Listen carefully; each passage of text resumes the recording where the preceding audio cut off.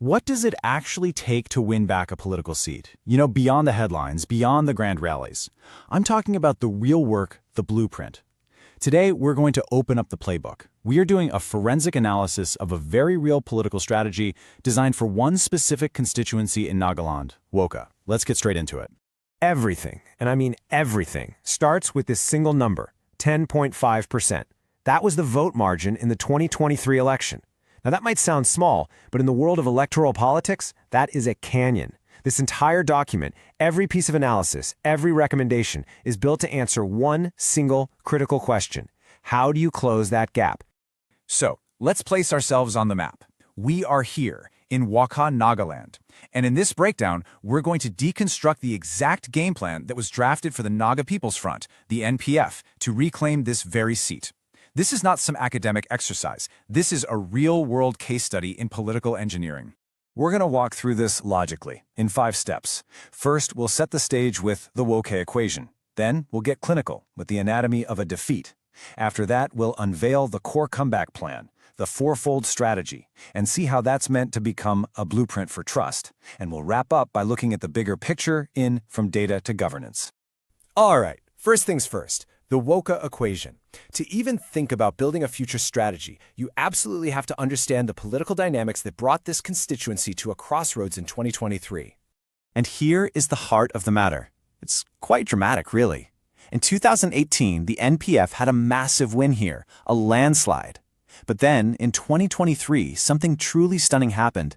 They didn't even put a candidate in the race. Nothing. This created a huge political vacuum, and the Nationalist Congress Party, the NCP, rushed right in. They beat the BJP by more than 3,000 votes. Just think about that. A complete 180-degree reversal of fortune in just 5 years. Okay, so let's move on to the anatomy of that defeat. See, before you can build a winning plan, you have to be brutally honest about why you lost. You have to dissect the results, understand the shift, and that means one thing: digging deep into the numbers. Now, a table like this tells a story better than any speech could. Look at the NPF's vote share over the years. It's a real roller coaster, isn't it? See this low point in 2008, just a little over 11%? Then look at the very next election, and the next, building up to a massive peak in 2018 at 56.4%, a dominant victory. And then, 2023, a straight line to zero. What this tells us is that the party has a proven capacity to win big, but it also has a vulnerability to completely disappear from the field. And this chart here shows you exactly what happened when the NPF stepped aside. The 2023 election wasn't a crowded field, it became a straight 2-horse race. The NCP pulled in a decisive 54.6% of the votes. The BJP took the remaining 44.2%. The entire vote bank that the NPF had built by 2018 was essentially up for grabs, and the NCP, well, they captured the lion's share. So, after looking at all this data, a few key patterns jump out. First, the people of Wokha are highly engaged. Voter turnout is consistently incredibly high. We're talking 80 to 94%. This means every single vote counts, and small swings can have huge consequences. Second, alliances matter a lot. The NDPP-BJP alliance is a formidable force.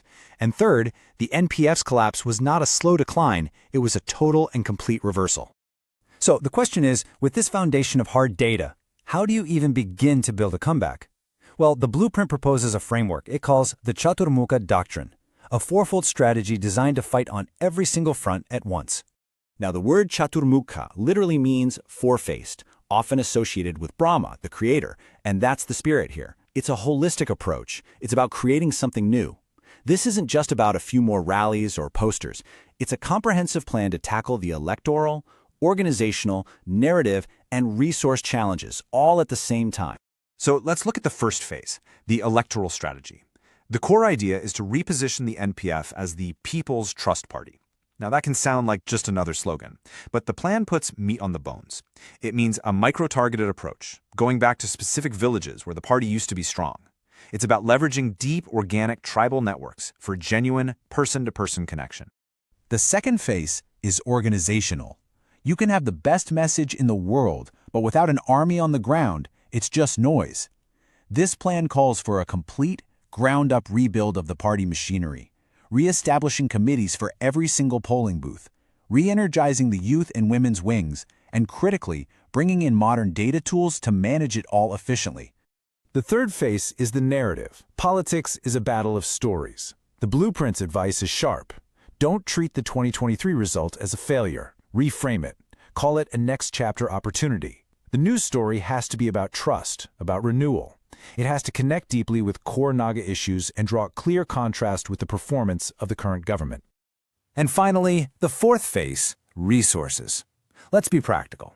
The NPF is going up against national parties with very, very deep pockets. So you can't outspend them, you have to outsmart them. The strategy here is all about optimizing a limited budget, using free social media platforms effectively, inspiring a real spirit of volunteerism, and building a network of small, local funders who believe in the cause. So, you have this elegant, four-phase strategy. It's integrated, it's comprehensive, but right now it's just a plan on paper. The real test, the only test that matters, is whether it can actually build trust with the people. And to answer that, we have to see how it connects with the real, day-to-day problems of the people living in Wokha. And that leads us to the most important question in this entire analysis. What are the core issues? What are the problems people in Wokha wake up to every single morning? Because any political strategy that doesn't start and end there is doomed to fail. The data on this heat map gives us a crystal clear, unambiguous answer. A few issues are burning red hot. We are talking about serious water shortages. We are talking about high unemployment, especially among the youth. And we are talking about poor roads. In a place like Wokha, these are not minor inconveniences. A bad road isn't just a bumpy ride, it's a barrier to getting your goods to market. A lack of jobs isn't just a statistic, it's a lack of a future. This is about life itself. And that brings us right back to the central theme, and it's captured perfectly in the party's own motto. If you want victory, earn trust. See, this entire blueprint is built on one simple, powerful idea. Trust is not something you can demand. It's not something you can buy. It has to be earned, and it's earned by addressing these fundamental needs. The document then breaks this philosophy down into an actionable 90-day win-back plan. It's methodical. It begins with a revival phase, focused on listening tours. Then it moves into momentum building, where a focused manifesto is rolled out. And it all culminates in a final sprint of maximum voter mobilization. Every single phase is planned out. So now let's pull back and look at the big picture. What does a plan like this really mean? This is about the future of political campaigning. It's about a journey from just looking at data to making a credible promise of better governance. The final recommendations are surgical in their clarity. Number 1, choose a candidate with an impeccable record and deep, authentic local roots. Number 2, maintain relentless message discipline. Every speech, every pamphlet, every social media post has to hammer home 2 words: water and jobs. And number 3, empower your local leaders. Give them autonomy, because all politics, at the end of the day, is local. And that is the essential takeaway here. The Wokha blueprint is about more than just one election. It signals a fundamental shift away from the old way of doing things, politics driven by personality and charisma alone.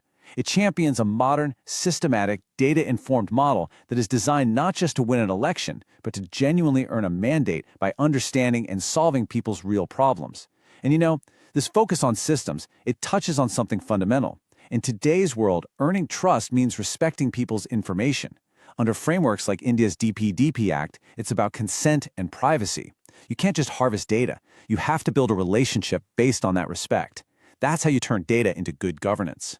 And so, this entire analysis leaves us with one final profound question.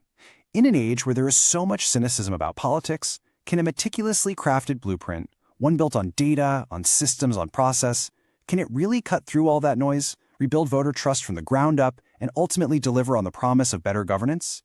That is the real test, not just for Wokha, but for the future of our democracy. If you want to become a people-centric leader and uplift your constituency, get in touch with blueprintstrategies.ai at mgr@blueprintstrategies.ai or call 080-4204-1602. Purpose beyond politics.